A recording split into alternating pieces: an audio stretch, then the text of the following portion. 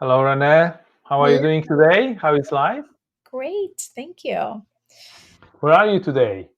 I'm home. I'm home only for this week. I'm in Florida. And, you know, Florida is not the Bahamas, but it's also not bad.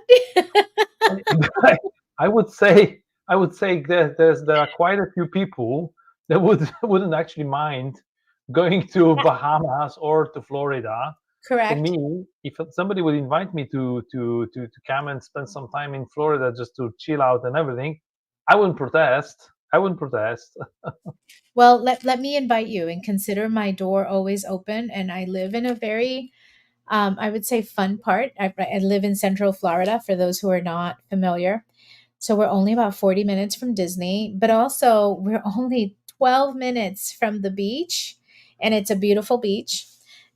So it's not bad. And next week, for the next 2 to 3 weeks, I'll be in California. Oh, I'll be staying with, which is also not bad, right? I'll be in the Bay Area, a little bit north of the Bay Area, and I'm going to be with my best friend, which is awesome. We've been friends. I met her at HP Inc. when we were working, together like 25 plus years ago. So we're not gonna reveal too much of that. But yeah, I get to see her. I don't often get time with her because we're both very busy. But I get to see her. I get to see my publisher. So as you know, I've been writing a book, I and know. I'm so excited. And let me tell you. It's a very emotional process. Um, and but at the same time, it's very cleansing, which is kind of cool. But yeah,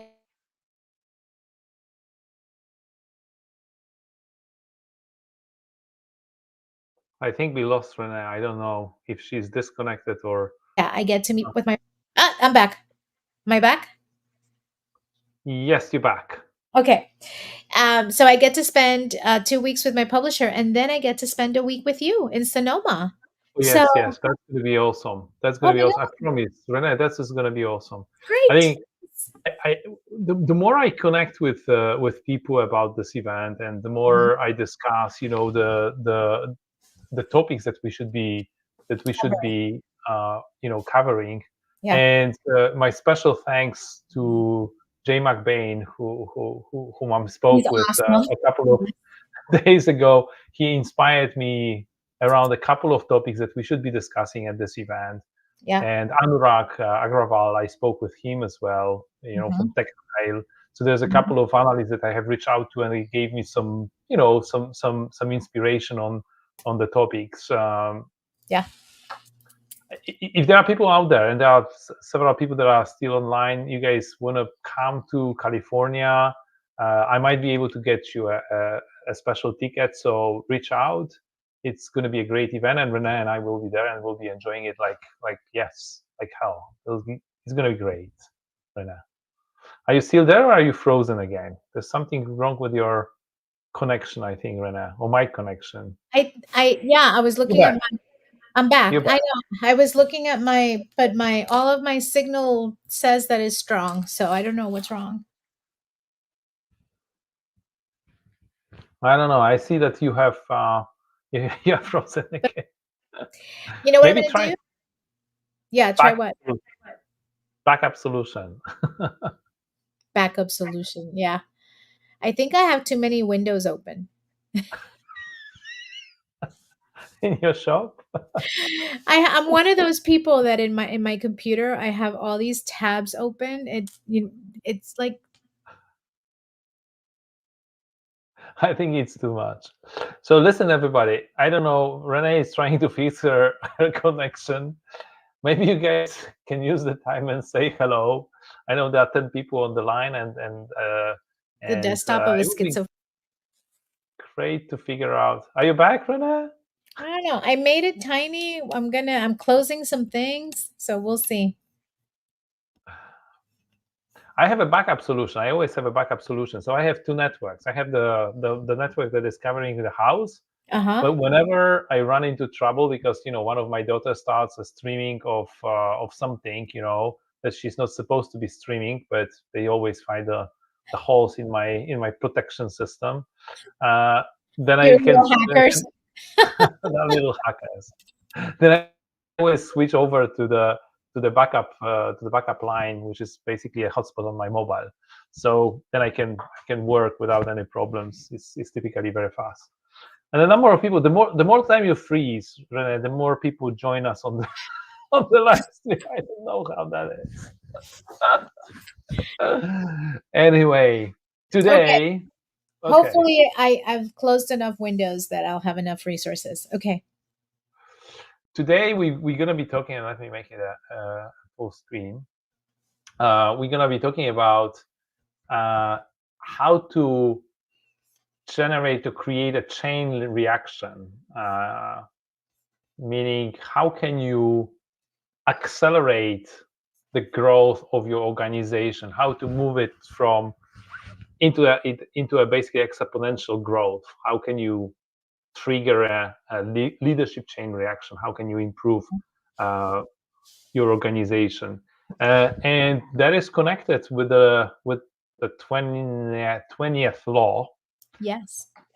which is the law of explosive growth. And this law is focused on developing leaders.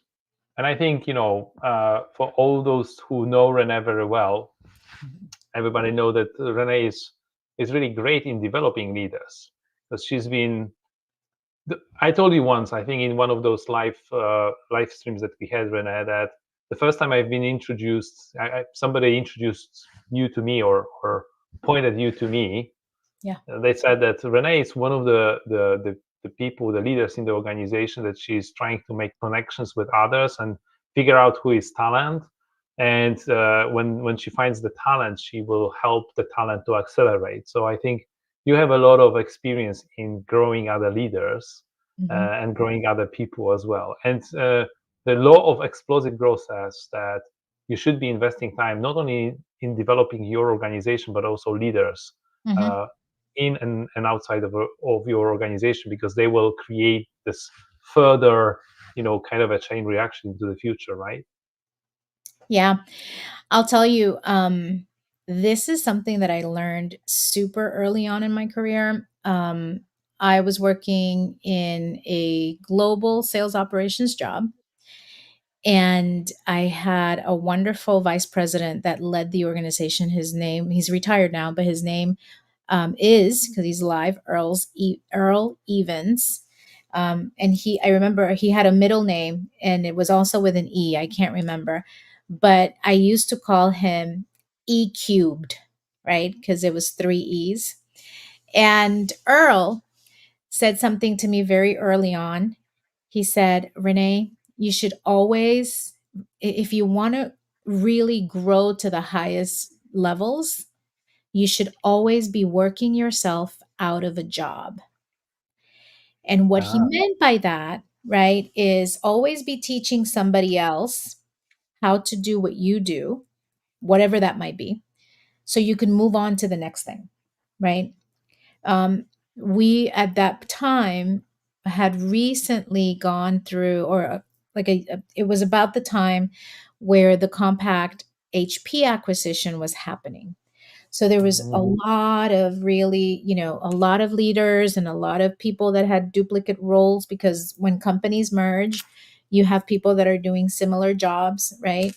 Um, and so it was an interesting time, right? Because what I had seen from some of the reactions to the integration is people holding on to information around process, around different departments, different programs, because they wanted to be the only one that knew anything about that, because they thought that that would give them job security, right? And while that was in the individual contributor realm, the same thing happens with leaders, right? And when you don't have a good succession plan, you end up in the situation that Bob Iger for Disney. I don't know if you've been following the Disney saga, right? But mhm. he's like, he retired as the CEO of Disney. Okay, Then he came back because okay. stock price plummeted, because his successor just wasn't up to par. And then he left again. He came back, did another successor, left again, had to come back again because the stock price again plummeted, right? So you kind of get in this cycle, in this loop. Now, I'm sure that situation was a little bit more complex than what I just stated. But the point is, you should always be working yourself out of your role. And in order to do that, you have to mentor people and you have to pass on your knowledge. So that's what I would share. And I think you have some thoughts on this as well. I need to say that, and for those of you listening to us, when you get your first manager job and your second manager job, and then you grow into a manager of managers, Mm-hmm. uh, I always say there's a couple of things that you need to learn. One of the things is to stop micromanaging people, but another thing that you need to learn, and it's connected very much to this law of explosive growth, is being jealous about your position. So you've been promoted, Mm-hmm. your other peers were not. Mm-hmm. So suddenly, you are, it's a syndrome where you are feeling threatened by the rest of your direct reports that they Mm-hmm. could take your job, and you're kind of trying to make yourself better and them a little bit less so good, so they don't threaten your position. And this is something that people have to understand, that just like micromanagement, this kind of behavior is not going to do you any good. Mm-hmm. First of all, as Rena said, you're not gonna create a replacement for yourself. So if you could get yourself in a situation when your boss Mm-hmm. might be willing to offer you a promotion, but because there is nobody to replace you in your job, Yep. it could stop him from offering you a promotion, or because he doesn't Bingo. want to create a gaping hole in Oh, the organization, right? yes. Bingo. That was Earl's point, right? That Yes, was exactly Earl's point when he gave me that advice. Mm-hmm. exactly. And secondly, if you do not give people and we spoke about it many times with Rena here, if you don't give people an opportunity to grow and expand and learn new things, Mm-hmm. what's going to happen? They're going to leave. Right. Anyway. And there's nothing bad. Another thing that I had to learn over the years. Initially, I remember when the first time happened to me that somebody left my organization, I wasn't very happy. Mm-hmm. I wasn't very happy. I was upset that somebody could, left my team, and I felt like he's not very appreciative of all the investment I've made and everything. And I've learned over time that this is not the situation. You should be promoting also people out of your team. You should be helping people to get a new job when you feel, and I felt several times at HP like that you cannot offer anymore an opportunity to grow to people. And my direct reports, my teams, I'm pretty sure would always confirm that. One of my statements, or one of my kind of how do you call it, like mantras, was, Mm-hmm. I love you all, I don't want you to leave, but here's a list of opportunities outside of my organization. And let me say it very, very clearly to everybody on the team. I don't want anybody to leave my organization. I want you to stay and be happy. But Mm-hmm. just in case, there's a list of other opportunities that are pretty interesting. Yeah. And I would also approach individuals that I felt like they deserve a promotion I cannot give, Mm-hmm. and try to show them the path to the next job. Because one thing that you, as a responsible senior leader in the organization, one of the things that you need to do is preserve the talent at all cost. Yep. So what you want to do is, when you have a talented individual that is asking for more and more and more, and your organizational capacity doesn't offer this, Mm-hmm. you need to make sure that this particular person is going to move to another interesting position within the company, rather than leave the company altogether. Mm-hmm. Okay. And Mm-hmm. the only way you can do that is by investing in those people, and especially in your managers, in the leaders that can one way maybe outgrow you. That's perfectly fine. Yeah. I've seen several situations recently on LinkedIn when somebody left the organization and joined another organization, and I was looking at like who hired him, Yeah. and in several cases I've seen that the ex-employee hired his manager. It's even true for our former employer at HP, right? Mhm. I think I think I think Mark Baker hired Antonio at certain Mark point in Walker. time, Yes. and At some how point. he is Yeah. working for him. So it could be a very interesting, a very, very interesting situation. Okay. It's John Maxwell is my longtime leadership guru and mentor that I follow. And he always, he's the author of the laws that we're covering. And he always says, if you're the smartest person in the room, you're in the wrong room.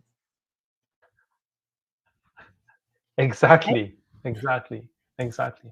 How can you invest? And Rene already mentioned that topic.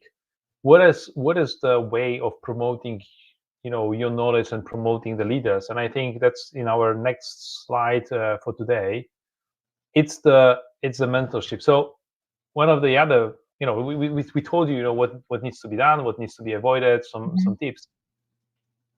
One of the things that I would very much encourage people, listening to us, once you reach a certain level of expertise in the organization or company, is to volunteer yourself. And I'm pretty sure your company does it. And if your company doesn't do that, then maybe you should go to HR and propose it as a innovation in Yeah. the organization. Create a mentorship scheme or mentorship process. Hmm. Do you want to describe what mentorship is, Renee? Because I think a lot of people miss out on what is a mentor, who is a I, mentor. I would love to. And honestly, I want to make sure that people not only understand the definition, but that I think there's a misconception, right? That between a mentor and a coach. So there's those two things are different things. Um, and I love the definition of a mentor is someone that will say great things about you when you're not in the room, right? Someone that really champions you, someone that you, of course, learn from. But it also doesn't mean that you have to have a direct one on one conversation with them every time or even every week or once a year. And I think that's the largest misconception is that your mentor needs to be someone that you have immediate access to. Of course, your mentor can also be someone within your family circle. There's so many different people. The other thing is one mentor is not enough, right? I remember we had a person in one of our diversity panels talk about how she had a board of directors up for herself. And these were different mentors that had different strength areas. And I think she limited the circle to five, right? So it was 4 or 5 people. So you pick your number, but you should really kind of not make it too big because it's then too much to absorb. But you would think about that concept of board of directors, which are people that you have access to daily or frequently. And then you think about mentorship for people that you admire, people that you're learning from. Indra Inouye, other than John Maxwell, Indra was the Pepsi CEO of India, and then she became CEO everywhere. She's one of the women that I just admire so much. And the way I consume her mentorship is I get everything and anything that I can find online. Right? I've never met her. I hope I meet her one day. But really, I think people need to expand their scope in terms of the definition of mentorship, right? And the power that that has. And of course, I already mentioned John Maxwell. I do have access to John. I've been blessed to be part of his coaching team since it was only less than 1,000 coaches. So we would meet right here in Florida twice a year and really get taught directly by him. And we would have exchanges with him, go to his house, go on different leadership trips to other countries to teach leadership. So the scope is very broad, right? And I think you and I experience mentorship in many different ways, and we're very blessed. But we mentor each other as well. right? You and I were just talking a little while ago. We're very different. And we've said this in many shows. We look at our world because of our culture, because of the way we were raised, and we can learn from each other. And sometimes we're mentors and sometimes we're coach. So what's the difference, right? A coach is someone that's specifically working with you on a skill set. And a mentor is someone that is working with you and you admire and you look up to, and they're your advisor, right? For broader topics. So that's how I would define some of those. I know I gave you a lot, but So for me, I would say mentor is typically someone more senior outside of your own organization. That would be my clearly, definition, yes. very simple Yeah. definition. So you want to have somebody who's your mentor, meaning somebody who is way more senior than you, way more senior than you, Yeah. somebody who will, kind of bless you with their wisdom, if you will. Yes. Uh, the simplest way to get a mentor, I guess, is to talk to a person that you admire. Mm-hmm. So basically, and you shouldn't be afraid. I had in my career, I had many situations. I mean, what worked both ways. When either I went to someone and I said, "Look, I would like you to be my mentor. I would like you Yep. to give me some advice, some recommendations." And on the other hand, I also had a number of people that would come to me and say, like, could you be my mentor? Could you help me to overcome some of the barriers, some of the challenges that I have? And again, and obviously, I also participated in several mentorship processes or programs at HPE where I was actually assigned a mentee to support. Yeah. And I want to maybe share, Renee, a couple of thoughts about the process, what Mm-hmm. I think was good or bad about this setup. So, first of all, for all of you listening to us, don't be afraid to reach out. I Yeah. mean, the worst thing that will happen, somebody will say no. Happened to me that somebody refused because they said, well, I don't have really time or I'm Mm-hmm. not willing to do that, whatever. Yeah. But if you don't ask, I mean, you don't have a chance to even hear back whether this is possible or not possible. So go ahead and ask. You will be surprised more than often. Often enough, you will hear a resound yes, and people will be willing to support you.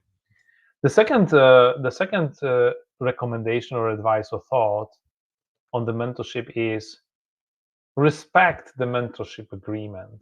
Mm-hmm.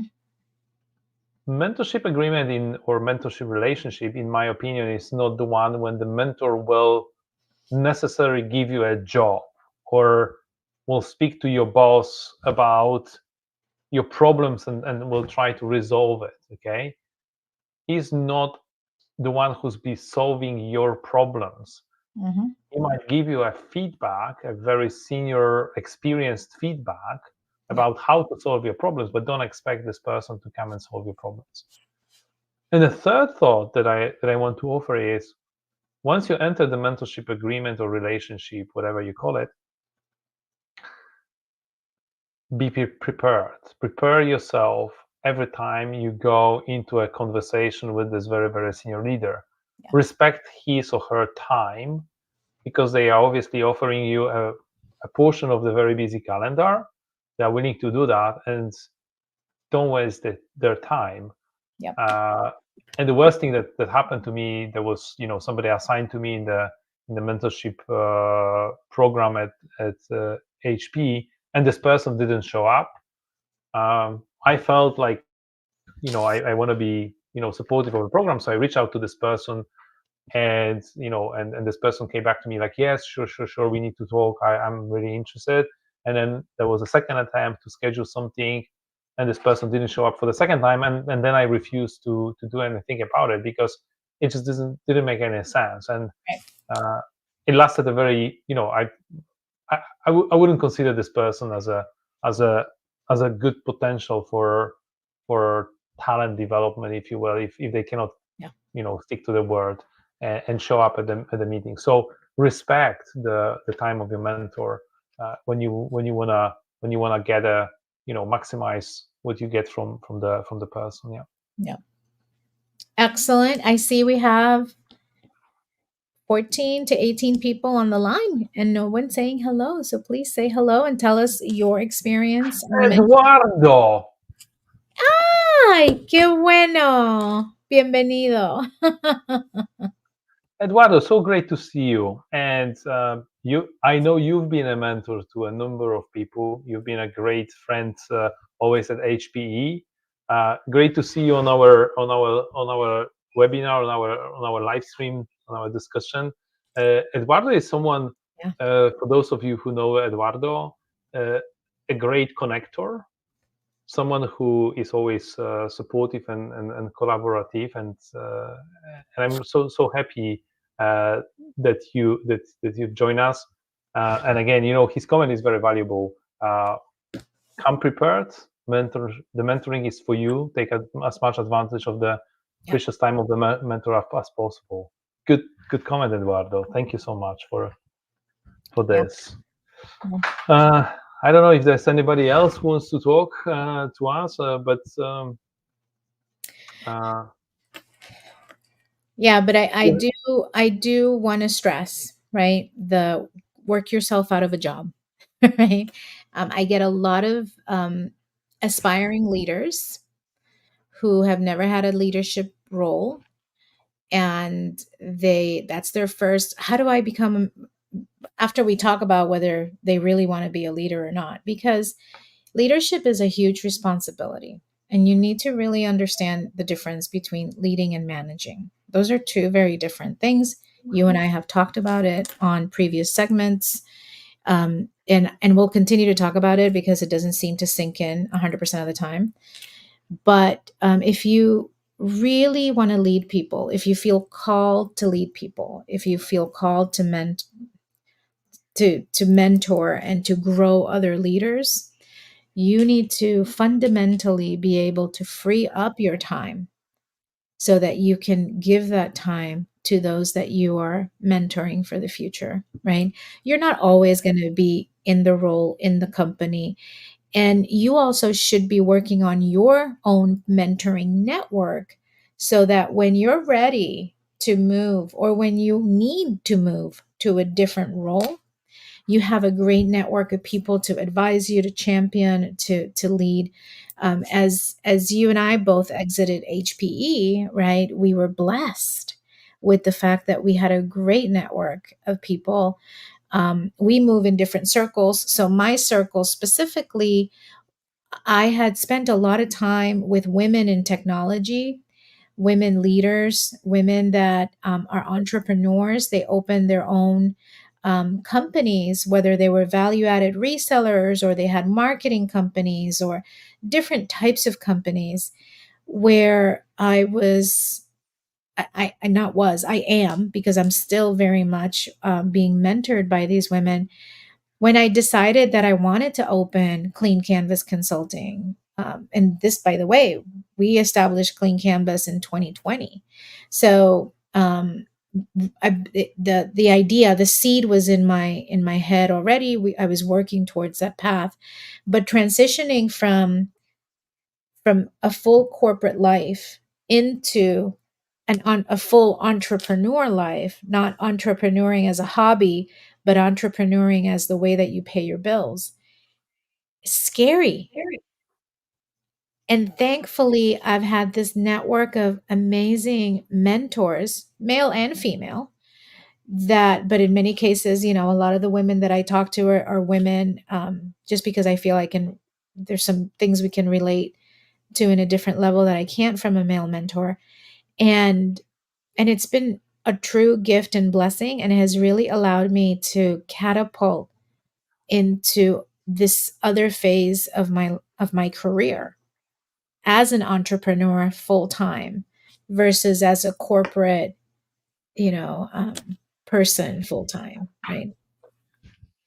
One more, kind of a observation that just came to my mind, Renee, on the mentorship. If you are a senior leader, okay, listening to us, or even you don't consider yourself senior leader yet, I will still encourage you to volunteer also to become a mentor. Yep. And Renee said something very important that just made me remember about it. People don't make time in their calendar to do that, to mentor others. Mentoring other people is also a great learning for you Hmm. as a mentor. So it's a kind of I think it's called reverse mentorship, right? Correct. Right. Yep. Everything relationship like that will give you also some insights. I remember, the discussions that I had with the mentees were also a big learning for me. Hmm. They were a big learning about the challenges that they are facing, which sometimes were not the ones that I would observe in my career. Yeah. What is currently going on, really, or the challenges, the ideas, because again, mentorship is from another organization, so there was nobody in my organization, so I could learn more about. I did mentor people from HR, from finance, from supply chain operations, so many different organizations, and you kind of learn also about the other organization, the other parts of your organization, the other jobs, the other challenges that people are facing, which is always a great learning and a great opportunity. I mean, we spoke about this. I mean, continuous learning is something that you should. This is one of the ways of Yeah. continuously learning about something new, something interesting.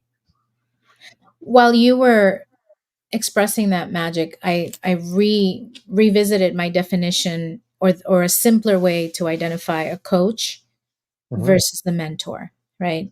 Hmm. A coach is teaching you about skill sets. It's helping you really hone in a skill set, where a mentor is really behavior, right? It's Yeah, more about the overarching behaviors. So, for example, you yourself didn't have to be an expert in supply chain or finance or HR, but you were still a mentor, right? And you can still mentor that person, even if your skill set area of expertise was different than that individual's. that yes, because the questions were more about how do I deal with some of the challenges, how my own Right. challenges, but also my organizational challenges. How Right. do I who do I go to and develop this? How do I develop that? Did you run into problems like that, Magic, in your career? How did you manage this? Right. So it was mostly sharing my experience or my tricks. How did I Yeah. solve one or the other problem, rather than helping them, Uh-huh. resolve a particular situation. So it was a great opportunity, and I really enjoyed that. The other thing you said was reverse mentoring, right? Yes. And I love the reverse mentoring process. I spent a lot of time with early career people, and I still spend a lot of time with early career people. And they teach me also things around, you said it earlier, how to learn differently. I'm always learning, but how do you learn different? And I was having an interesting philosophical conversation with my husband yesterday, because he's a professor, and every right now the term is ending in the US for this particular teaching term, and he always asks his students for feedback. And what is coming back is they want to learn, they want more videos, they want more gamification, they want just things that are more face to face. There, it's the new way of teaching or learning or absorbing information versus the classic way of reading a book and writing a paper and so forth and so on. So that's another way in which reverse mentoring works really well, because you can really have a great insight into the behaviors that are evolving different from when you were learning certain things, or when were gaining certain skills. So, ooh, Eduardo has more comments. Let's bring them up. There you go. Yes. We had Eduardo. Actually, we had the session about this. There was the whole. Maybe we need to repeat that one Yes. day, or I need to replay it somehow. You need both managers and leaders, and the difference is absolutely manager is going to micromanage you, Yeah. and a leader is the one that inspires you. Yes, and mm, Well, but we and also, managers are more process focused, right? So yeah, it's really about the process where leaders are about the people. yes, and we also concluded, Eduardo, in the session that we had, they are both needed. Yeah. Okay, uh, but the ideal situation actually is if you can switch Hmm. as a leader, you can switch into a manager function. There are moments or situations when you need to become a manager as a Yeah. leader. So stop the inspiration process, like in a crisis mode, for example. There's no time to inspire people to act. You need Yeah. to tell them to get the hell out of the office because there is a fire, right? Right. It's not the time to inspire people and lead them. It's to kick them out of the building while they are still alive. Hmm. It's a bit of an extreme example, but that's the situation in business. You also have a situations when you need to revert to micromanagement. I've done it myself in crisis situations, but outside of a crisis, strategically, when thinking about the the long-term well-being and the engagement of the organization, inspiring people is way more important than managing them. That Yeah. is very true. That is Yeah. very true. Thank But you, Eduardo. yes, thank you. I Great love to it see when we you. have participation from the audience. It enriches the Yeah, conversation. yeah, But yeah, Magic, I do think it doesn't get old. We should probably do another segment on managing versus leading. And maybe in that segment, we focus on the pivot, the skill of pivoting, because as you need to house as a leader, you need to house the ability to also manage, right? Particularly when you're managing big businesses, you're responsible for profit and loss results of a company. And the yes. reality of the situation is that certain moments you're going to have to manage and other moments you're going to have to lead. And it's not either or, it's an and. So how do you pivot, and what are the skill sets that you need to have to be able to A, recognize when you have to do which part, and B, then how to pivot back and forth so you don't get stuck in a cycle of just one or the other. We might do it face to face when we're Yeah, gonna be together in in Sonoma. Sonoma. Yes, It's gonna be a live stream, live, not a live. virtual. Yeah, So I'm so much looking for it. We started with Sonoma and we are wrapping it with Sonoma. Thanks for everyone for joining us today again. We're gonna be there next week.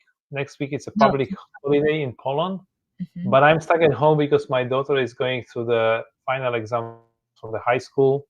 So I'm more than happy to to join you, everybody. I'm not traveling next week like Renee is. Renee, you will be available, Yeah, right? I will. Yeah.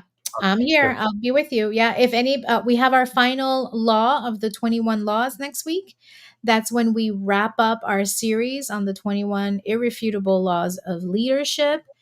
And I cannot wait to wrap the topic up. Not because I'm sick of the topic. I love the topic, but I can't wait because we have another set of exciting talks planned for you. And if you have any requests, send them in. Thank you so much, everyone, and we'll speak to you next week. Thank you. Bye.